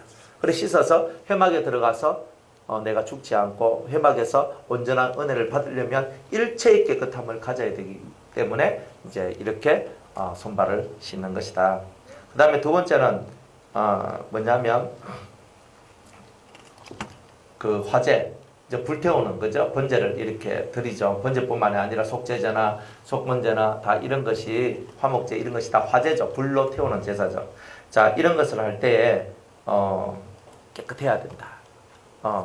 단에 가까이 가서 이 죄사함을 주는 제사를 지낼 때도 깨끗하게 네가 깨끗한 상태에서 해야 된다. 이런 거예요. 자, 그래서 1번, 2번 이렇게 있죠. 첫 번째는 영적 제사장은 손과 발, 자범죄를 씻으며, 손과 발을 씻는다는 것은 자범죄를 씻으며 깨끗함으로 하나님께로 나아가야 한다는 것을 말하는 거예요. 깨끗한 심령이 아니면 하나님을 만날 수 없다는 것을 얘기하는 거예요. 두 번째는 죄에 대한 용서를 구할 때, 여러분 깨끗하게 씻었는데 다른 사람의 죄를 위해서 회개 대신해주고 다른 사람의 죄의 용서를 구할 때가 있어요. 맞죠? 하나님, 우리 아들이 잘못했어요, 용서해 주세요, 이럴 때도 있잖아요. 우리 남편이 잘못했어요, 용서해 주세요, 이럴 때도 있잖아요. 맞죠? 그때도 여러분들은 깨끗해야 된다는 거예요. 다른 사람들을 위해서 대신 회개하고 대신 그 사람의 죄를 기도해 줄 때에도 여러분의 손과 발, 즉 자범죄나, 여러분들 원죄까지 다 씻지는 못해도 손발의 죄, 즉 자범죄는 씻어놓은 상태에서 기도를 해야 그 죄에 대한 용서에 대한 간구가 응답을 받는다는 거예요. 누구 죄를 용서해 주세요 할 때 여러분이 더러워진 상태에서는 그 기도는 실효성이 없다 이 말이에요. 아시겠죠? 그래서 내가 깨끗한 상태가 되어야 다른 사람을 위하여 기도해 줄 때 그 기도에 대한 응답이 정확하게 나온다. 이렇게 얘기합니다. 자, 그러면 이 물두멍의 얘기가 신약적으로 어떻게 이제 이해가 되느냐면, 물두멍은 예수님이 우리에게 베푸신, 제자들에게 베푸신 세족식하고 이제 연관이 되는 거예요. 자, 말씀 한번 읽어볼게요. 요한복음 13장 7절에서 10절까지. 시작. 대답하여 가라사대 나의 하는 것을 네가 이제는 알지 못하나 이후에는 알리라. 베드로가 가로되 내 발을 절대로 씻기지 못하시리이다. 예수께서 대답하시되 내가 너를 씻기지 아니하면 네가 나와 상관이 없나니라. 시몬 베드로가 가로되 주여 내 발뿐만 아니라 손과 머리도 씻겨 주옵소서. 예수께서 가라사대 이미 목욕한 자는 발밖에 씻을 필요가 없느니라. 아멘. 자, 옛날 구약에는 손발을 씻었어요. 그러나 예수님 때에는요, 한 단계 업그레이드 되었어요. 이게 진짜 은혜예요. 옛날에는 손과 발을 씻어야 됐는데 지금은 예수님께서 우리한테 뭐만 요구하시냐면 내가 너희 온몸을 씻었으니까 손만 씻으면 된다. 이렇게 얘기하는 거예요. 요 얘기는 누구한테 하신 내용이냐면 제자된 성도한테 얘기한 거예요. 이게 중요한 거예요. 너는 손만 씻으면 돼. 발만 씻으면 돼. 이렇게 얘기하는 거예요. 발은 뭐예요? 우리가 돌아다니다 보면 끔적 묻거든요. 돌아다니다 보면 먼지 묻거든요. 그것만 털어내고 그것만 씻으면 돼. 이런 거예요. 손도 씻을 필요 없어. 너 손도 깨끗해졌어. 이렇게 얘기할 정도의 성도들이 있다 이 말이에요. 이런 성도를 보고 누구라고 얘기했냐? 어떤 사람을 얘기해요? 어떤 사람이라고 얘기해요? 예? 예수 그리스도의 순결한 신부들. 깨끗한 사람들, 자기 속에 있는 원죄성을 뽑아내고 죄와 싸워서 이긴 자들은 발만 씻으면 된다는 뜻이에요. 이런 얘기가 이 성경에 나와 있는 거예요. 그러니까 물두멍에 물을 갖고 그저 제사장이 자기 손과 발을 씻었는데 이제는 예수님께서 주님의 주님이 주시는 생수로서 네 발만 씻으면 된다. 그러한 종류의 사람이 있어요. 그렇지 않는 사람은 뭐예요? 잘 봐요. 제사장도 그냥 제사장이 아니에요. 정말 안에 들어가서 제사 지낸 사람 많은 훈련을 받아야 제사를 지낸다 그랬죠. 제사장이 되어서 제사를 지낼 때는 1번 이 장 안에 들어가기 전에 먼저 목욕을 합니다. 목욕을 싹 하고 깨끗하게 해가지고 제사장복을 탁 입고 그 다음에 안에 딱 들어가서 이렇게 뭐 양잡고 소잡고 하는 그 죄인들을 그죠? 붙들어가지고 죄인들한테 일 시키고 피를 받아가지고 제단에 뿌리고 고기는 자기가 가지고 그 위에 탁 올려가지고 불 탁 해가지고 탁 태워요. 이런 일을 하다 보면 손과 발이 더러워지니까 그때 이제 그렇게 할 뿐이에요. 그렇게 하는데 이 몸을 엄청 깨끗하게 하고 그리고 우리들도 지금 이 시대에도 항상 은혜 받으려고 하는 여러분들도 몸을 깨끗하게 해야 돼요. 마음도 이 몸을 깨끗하게 한다는 말은 마음 심령에 끄리낌이 없고 심령에 끄리낌이 없고 심령에 어둠이 없는 상태를 만들어야 여러분들이 깨끗한 상태가 되어서 많은 은혜를 받을 수 있다 이런 뜻이에요. 그러니까 구약의 물두멍이 신약에 와서는 주님이 매일매일 생수로 여러분의 심령을 씻어주기를 원하고 있다는 거예요. 이제는 뭐 우리 손발이야 맨날 세면대에서 씻잖아요. 안 그래요? 여러분들 화장실에서 욕실에서 손발을 다 씻잖아요. 손발 뭐 맨날 씻는데 그죠? 하루에 한 번씩 샤워하고, 요즘 같으면 하루에 한 번씩 샤워하고, 기분 좋으면 2번 하고, 더 좋으면 3번 하고, 얼마든지 할 수 있잖아요. 그런데 그거 아니잖아요. 지금은 마음을 샤워하고, 마음을 씻고, 마음의 때들이 다 벗겨져야 돼요. 그래서 끓이김, 그리고 어두움, 이 두 가지 상태가 사라져야지만, 그죠? 다 씻긴 사람이다. 이렇게 보는 거예요. 자, 두 가지, 뭐라고요? 끓이김, 또 어두움. 내 마음이 어두워졌다. 그는 뭐예요? 아직 내가 물두멍에 물로 나를 씻지 않았다. 덜 씻었다. 그리고 내 마음속에 사람에 대한 끓이김이 생겼다. 그럼 뭐예요? 그것 또한 내가 물두멍에 물로 은혜로 나를 씻는 게 부족했다. 이런 것을 얘기하는 거예요. 자, 두 가지를 항상 기억하세요. 첫 번째 뭐라고요? 두 번째는요? 그렇죠. 참 공부 잘하신다. 그래 이렇게 해가지고 끓이김과 어두움이 내 마음속에 있다면 나는 아직도 물두멍에 물로 덜 씻었으니까 항상 물두멍 앞에 있어야 돼요. 그러니까 은혜 받는 장소에 여러분 계속 있어야 된단 말이에요. 그래서 은혜 받고 은혜 받고 은혜 받으면서 여러분들 속에 있는 것을 씻어내야 되는 거예요. 그러면 이 물두멍에서 씻어낼 때 어느 일정한 시간이 되면 여러분들이 아주 깨끗해진 상태가 딱 나와요. 깨끗해진 상태가 딱 나올 때 성소에 딱 들어가서 7 등잔의 역사와 12개의 떡의 역사가 여러분들한테 쑥쑥쑥쑥 들어오기 시작하는 거예요. 그러면서 말씀은 통달하고 성령은 충만하고 이런 상태가 딱 되는 거예요. 그렇겠죠? 예. 그래서 이 세족식이 뭐냐? 대제사장으로서 제사장 된 제자들의 발을 씻겨주시는 거다. 그러면서 깨끗하게 마음의 할례를 받았단 말은 몸과 손이 다 깨끗해졌다. 이런 뜻이고 나중에 마음의 할례라고 하는 말을 또 설명할 거예요. 몸과 내 마음과 내 손과 몸까지 손과 몸까지 다 씻었고 이제 발은 매일매일 1년 365일 10년 뭐 이런 식으로 살아가야 되니까 발의 삶의 움직임 속에서 일어나는 작은 어떤 그런 것은 너희들이 씻으면 되고 나머지는 다 씻겼단 말이에요. 즉 다른 말로는 손에 피가 묻히지 않았다. 그러니까 손이 깨끗하단 말은 손에 피가 없어. 이게 진짜 중요한 거예요. 이런 것들이 된 사람을 보고 마음의 할례를 받은 사람이다. 이제 이렇게 얘기를 하는 거예요. 그래서 이 세족식의 이 놀라운 은혜가 오늘도 있기를 원합니다. 예수님이 여러분의 발을 씻어주는 이 은혜가 얼마나 중요한지 몰라요? 이거 지금은 너희들은 알지 못하나 그랬잖아요. 지금은 모르는데 그때 당시 베드로는 왜 예수님이 내한테 발을 씻어주는지 이해도 못했다는 뜻이에요. 그러나 이 성경을 읽고 있는 우리들은 이제는 이해할 수 있단 말이에요. 아, 이 물두멍으로 사람을 씻어야지. 깨끗해야 성소로 들어가고 성소로 들어가야지만 진짜 하늘 맛을 보는데 이 하늘 맛을 보게 하기 위하여서 이렇게 씻어주는 은총의 일들이 있는데 지금은 예수님이 우리를 씻지만 때가 되면 우리가 우리 형제 자매들을 씻어줘야 될 때가 오는구나 하는 것을 알게 되는 거다 이 말이에요. 그러니까 이 시간이 뭐예요? 씻어주는 시간이고 여러분들한테는 씻김을 받는 시간이고 이런 시간들이 와서 여러분들을 복되게 한다라는 것을 말씀하는 거예요. 그러니까 예배가 멀어지면 은혜 받는 이 물두멍의 역사가 멀어지면 여러분들은 성수하고도 멀어지게 되는 거예요. 그래서 씻는 일을 잘하세요. 또 계속 머리 감고 뭐 씻는 이거 하지 말고 진짜 씻어야 될 거 있죠. 마음을 잘 씻으세요. 마음을 다 그렇게 되시기를 주의 이름으로 축복합니다. 내일은 회막. 이제 내일은 뭐예요? 본질이죠. 내일부터는 이제 회막 안에 있는 이야기. 이제 잘 씻은 사람들한테 주시는 은총의 역사예요. 안 씻으면 볼 것도 없어요. 씻어야 그 다음 게 나오는 기라. 그러니까 막 때를 삐껴야 되는 거예요. 이렇게 삐끼세요. 그죠? 팍 삐껴. 마음의 때를 뻗겨요. 마음의 때가 두 가지라 그랬죠. 뭐 어두움과 끓이김. 그러니까 마음속에 뭔가 자꾸 끓이김이 생긴다. 아, 내가 안 좋구나. 그 다음 내가 마음속에 어두워진다. 내 밝음이 사라진다. 또 안 좋은 거예요. 그러면 씻고 자꾸 은혜 받고 말씀 듣고 기도하면서 씻고 그러다 확 밝아지고 끓이김이 없고 누구를 대하더라도 끓이김이 없고 내가 어떤 상황에도 밝음이 올라오면 아, 이때는 내가 뭐 할 때다? 이제 하나님 앞에 성소로 들어와서 큰 하늘의 신비를 맛볼 때가 되었구나. 그게 신호란 말이에요. 이런 신호까지 다 받는 은혜가 있기를 주의 이름으로 축복합니다.